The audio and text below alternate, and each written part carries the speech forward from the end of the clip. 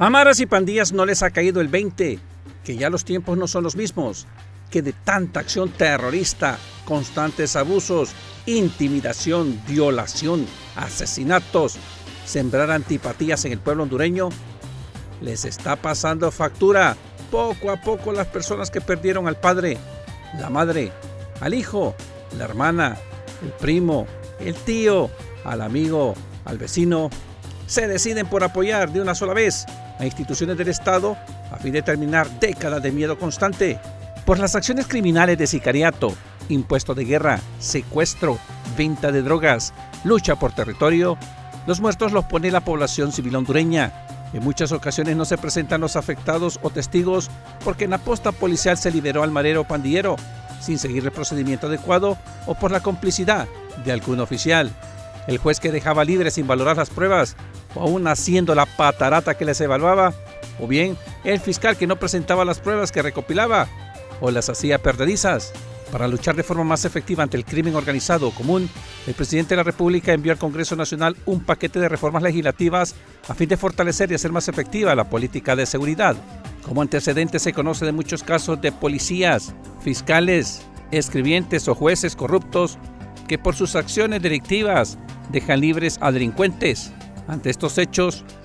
¿cuáles son las reformas que serán sometidas al Congreso Nacional para su discusión y aprobación? Pues bien, estas van dirigidas: Código Penal, Código Procesal Penal, Telecomunicaciones en Granjas Penales, Inteligencia Nacional, Instituto Nacional Penitenciario. En el Código Penal se reformará el artículo 222 para ajustar el tipo de penas del delito de extorsión, de manera que responda a la pluriofensividad y el delito se considere consumado con solo el hecho de hacer una amenaza. A los asesinos que les encanta lanzar granadas, quemar negocios y buses, disparar contra los negocios o situaciones similares, se adicionará 2 párrafos, el artículo 335 del Código Penal, para ajustar el tipo penal de terrorismo para estos casos, de manera que se tipifique así cualquier acto que conlleve a atemorizar o infundir temor a la población. En el campo de los testigos, se reformarán los artículos 227, 311 y 337 del Código Procesal Penal para que la prueba anticipada sea aceptada en juicio por los jueces, de manera que no sea necesaria la presencia de los testigos. Sobre los casos de funcionarios de seguridad involucrados en lesiones y muertes, se adiciona un literal al artículo 25 para que se agregue a causas de inculpabilidad específica para los casos de esos funcionarios que en cumplimiento del deber causen lesiones o muertes. Referente al sitio de detención del funcionario, se solicitará reformar el artículo 173, mismo que apunta que los actores de seguridad cumplen la orden de detención o prisión preventiva en la institución a la que pertenecen. En cuanto a los cambios a la Ley de Telecomunicaciones en Granjas Penales, se pedirá reformas al artículo 1 y el artículo 2. Adiós al abuso de routers, antenas, Wi-Fi, internet, celulares, a fin de combatir el uso de la tecnología para acciones como la extorsión, sicariato, secuestro express, incendios y otras acciones criminales. Otra ley que va a ser reformada es la Ley de Inteligencia Nacional referente a las escuchas de llamadas. Se sumará un párrafo al artículo 29 de la Ley de Inteligencia Nacional y reformas a los artículos 27, 33 y 41 de la Ley Especial sobre Intervenciones de las Comunicaciones Privadas para proveer un marco y que las compañías de telefonía puedan cooperar con la autoridad sin preocupación de infringir la ley. En cuanto a la ley del Instituto Nacional Penitenciario, aquí incluye los artículos 27 y 51. En cuanto a la clasificación de tipo de delincuentes,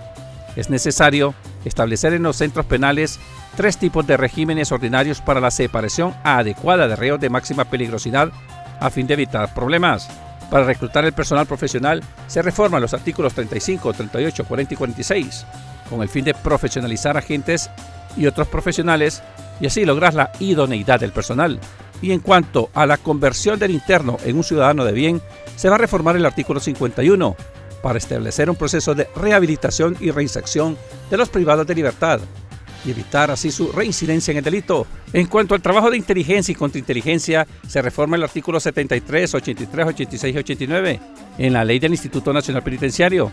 para tener acceso a todo tipo de informaciones y comunicaciones y por todos los medios entre los privados de libertad y terceros, es decir, sus visitas, ya que en muchos casos se llevan órdenes funestas contra un ser humano. En cuanto al comportamiento adecuado durante su tiempo de condena, se reforma el artículo 88 para regular el beneficio de la preliberación que actualmente es otorgado automáticamente cuando se cumplen algunos requisitos. Mientras un gran porcentaje del pueblo hondureño desde las 5 de la mañana se encuentra activo trabajando o en rumbo a sus labores para sostener a las familias,